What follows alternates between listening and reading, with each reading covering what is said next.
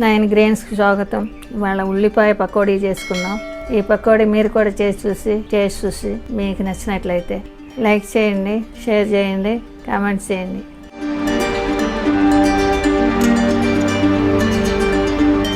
రెండు పెద్ద సైజు ఉల్లిపాయలు సన్నగా కట్ చేసుకున్నాను. కట్ చేసుకున్నాక విడివిడిగా వచ్చేలాగా పిసుక్కోవాలి.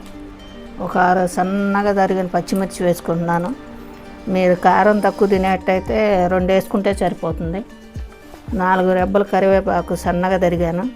1/2 టీ స్పూన్ అల్లం పేస్టు, 1/2 టీ స్పూన్ జీలకర్ర, salt 1/2 teaspoon, 1/2 teaspoon వాము, 1 కప్పు శనగపిండి, 1/2 కప్పు బియ్యపిండి.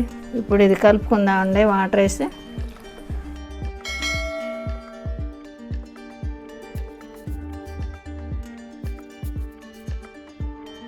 2 టేబుల్ స్పూన్ల ఆయిల్ వేసుకుందాం.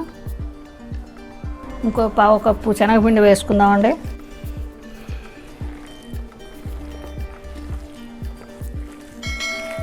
కలుపుకోవటం అయిందండి.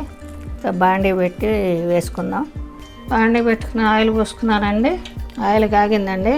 పకోడీ వేసుకుందాం. ఇలా కొద్దిగా వేసుకుందాం.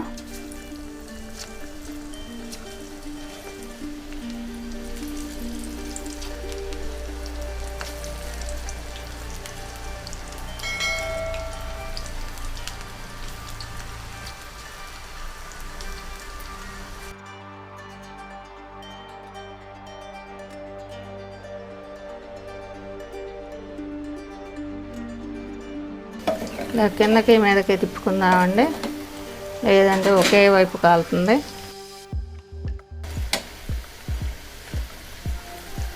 ఈ వేగినాయండి, తీసేసుకుందాం. మిగతావి కూడా ఇలాగే వేసుకుందాం.